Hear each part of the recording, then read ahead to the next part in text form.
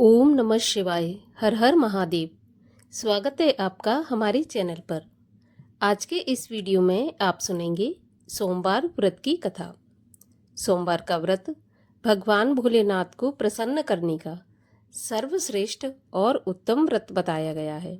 सबसे साधारण और सबसे उत्तम व्रत सोमवार का व्रत है। इस व्रत को करने से मनवांछित फल की प्राप्ति होती है।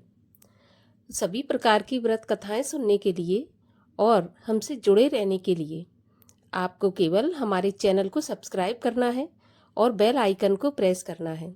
अगर आज की कथा अच्छी लगे तो लाइक अवश्य करें और शेयर करें। तो चलिए अब हम शुरू करते हैं सोमवार व्रत की कथा। एक नगर में एक बहुत धनवान साहूकार रहता था। उसके घर में धन की कमी नहीं थी, परंतु वह बहुत दुखी था क्योंकि उसके कोई पुत्र नहीं था। वह इसी चिंता में दिन रात दुखी रहा करता था। पुत्र की कामना के लिए वह प्रत्येक सोमवार को शिवजी का व्रत और पूजन किया करता था तथा सायंकाल मंदिर जाकर शिवजी के सामने दीपक जलाया करता था। उसके इस भक्ति भाव को देखकर एक समय माता पार्वती ने भगवान शिव से कहा, महाराज, ये साहूकार आपका अनन्य भक्त है। सदैव आपका व्रत और पूजन बड़ी श्रद्धा से करता है। आपको इसकी मनोकामना अवश्य पूरी करनी चाहिए। शिवजी ने कहा, हे पार्वती, ये संसार कर्म क्षेत्र है। किसान खेत में जैसा बीज बोता है वैसी ही फसल काटता है। उसी तरह मनुष्य इस संसार में जैसा कर्म करते हैं वैसा ही फल भोगते हैं। माता पार्वती ने अत्यंत आग्रह पूर्वक कहा कि प्रभु, जब यह आपका अनन्य भक्त है और अगर इसको किसी प्रकार का दुख है तो उसे आपको अवश्य दूर करना चाहिए। आप तो सदैव अपने भक्तों पर दयालु रहते हैं और उनके दुखों को दूर करते हैं। यदि आप ऐसा नहीं करेंगे तो मनुष्य आपका पूजन तथा व्रत क्यों करेंगे? माता पार्वती का ऐसा आग्रह देखकर भगवान शंकर कहने लगे, हे पार्वती, इसके कोई पुत्र नहीं है। इसी चिंता में यह बहुत दुखी रहता है।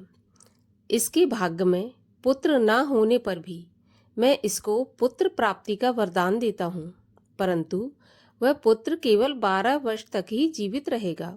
इसके पश्चात वह मृत्यु को प्राप्त हो जाएगा। इससे अधिक मैं इसके लिए कुछ नहीं कर सकता। माता पार्वती और भगवान शिव का ये वार्तालाप वह साहूकार सुन रहा था। इससे उसको ना तो प्रसन्नता हुई और ना ही दुख हुआ। वह पहले की तरह शिवजी का व्रत और पूजन करता रहा। कुछ समय के बाद साहूकार की स्त्री गर्भवती हुई और 9वें महीने उसके गर्भ से अति सुंदर पुत्र उत्पन्न हुआ। साहूकार के घर में बहुत खुशी मनाई गई, परंतु साहूकार तो ये जानता था कि उसकी केवल 12 वर्ष की ही आयु है, इसलिए उसने अधिक प्रसन्नता प्रकट नहीं की और न ही किसी को यह भेद बताया। जब वह बालक 11 वर्ष का हो गया तो बालक की माता ने उसके पिता से उसका विवाह करने के लिए कहा। साहूकार ने कहा, अभी मैं इसका विवाह नहीं करूंगा, मैं अपने पुत्र को काशी पढ़ने के लिए भेजूंगा। साहूकार ने बालक के मामा को बुलाकर उसको बहुत सा धन देकर कहा, तुम इस बालक को काशी पढ़ने के लिए ले जाओ और रास्ते में जिन जिन स्थानों से भी जाओ तो यज्ञ करते हुए, ब्राह्मणों को भोजन कराते हुए और दक्षिणा देते हुए जाना। अब दोनों मामा भांजे यज्ञ करते, ब्राह्मणों को भोजन कराते तथा दक्षिणा देते हुए काशी की ओर चल पड़े। रास्ते में एक शहर पड़ा। उस शहर में राजा की कन्या का विवाह था, परंतु जो राजकुमार विवाह करने के लिए आया था वह एक आंख से काना था।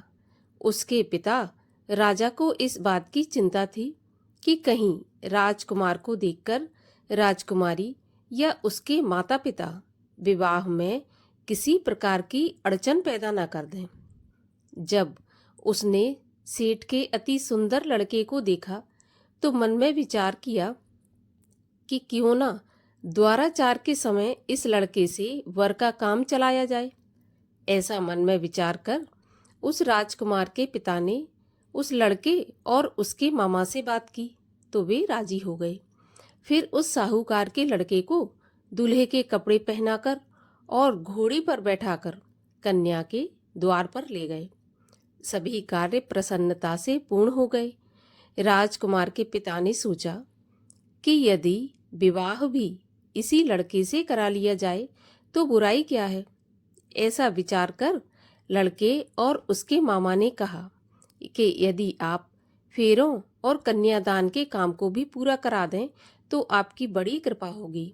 मैं इसके बदले आपको बहुत सारा धन दूंगा। दोनों ने खुशी खुशी स्वीकार कर लिया।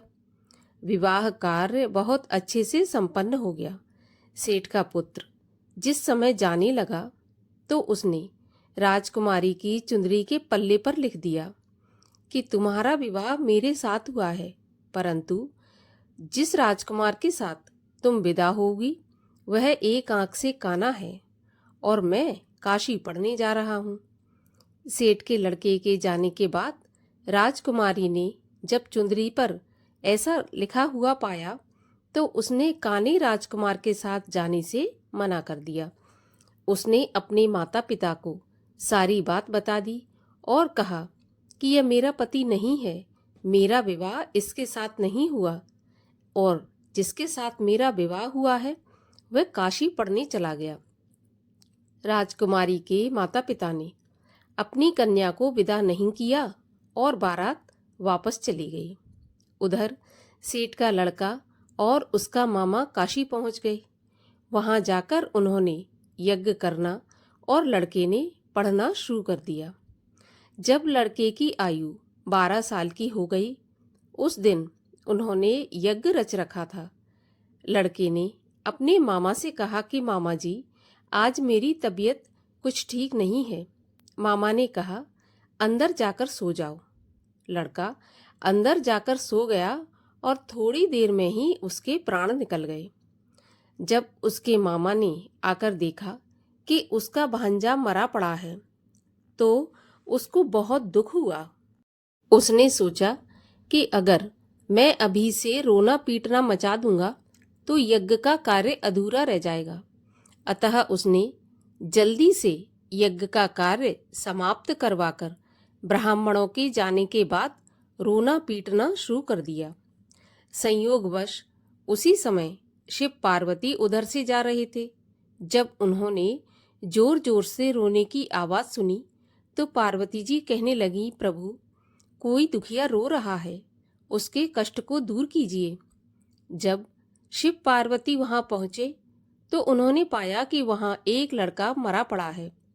माता पार्वती कहने लगी, महाराज, यह तो वही सेठ का लड़का है जो आपके वरदान से उत्पन्न हुआ था।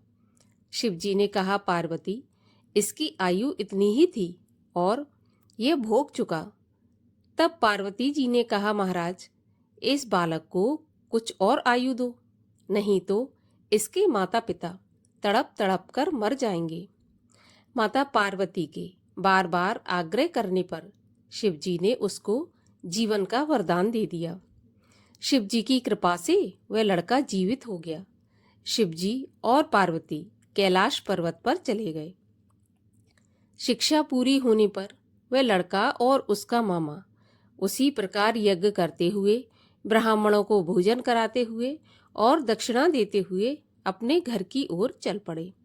रास्ते में उसी शहर में आए जहां उस लड़के का वहां की राजकुमारी के साथ विवाह हुआ था।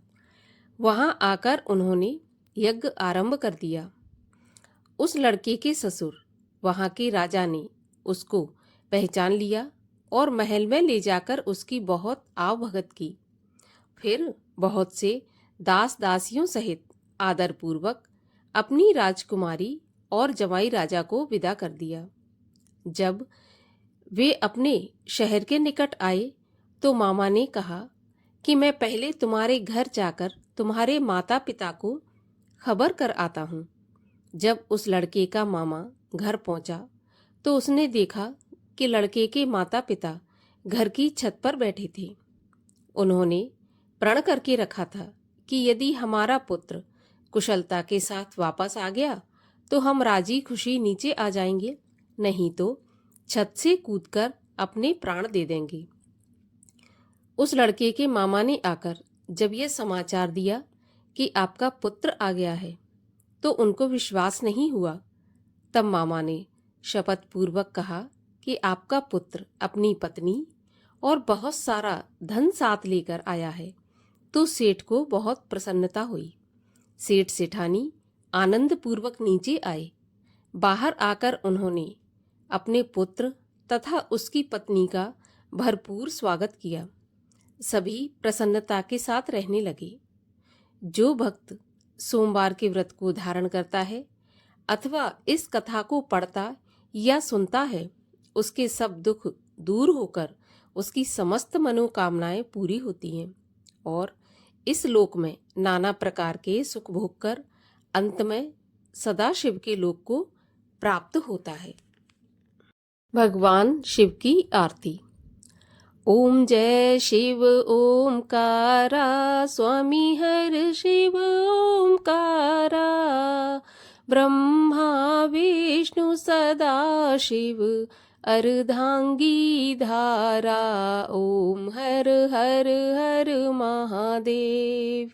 एकानन चतुरानन पंचानन राजे, हंसासन गरुणासन वृषवाहन साजे। ओम हर हर हर महादेव।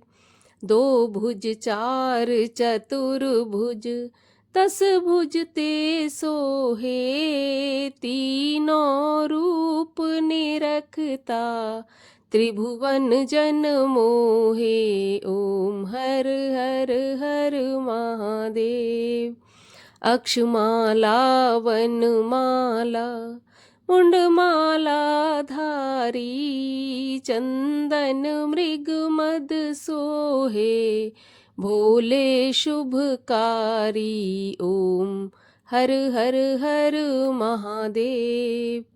श्वेतांबर पीतांबर बाघांबर अंगे, सनकादिक ब्रह्मादिक भूतादिक संगे। ओम हर हर हर महादेव। करके मध्य कमंडल, चक्र त्रिशूल धरता, सुख करता दुख हरता, जग पालन करता। ओम हर हर हर महादेव। ब्रह्मा विष्णु सदा शिव, जानत अविवेका, प्रणवाक्षर के मध्य ये तीनों एका। ओम हर हर हर महादेव। त्रिगुण स्वामी जी की आरती जो कोई नर गावे, कहत शिवानंद स्वामी मनवांछित फल पावे। ओम हर हर हर महादेव।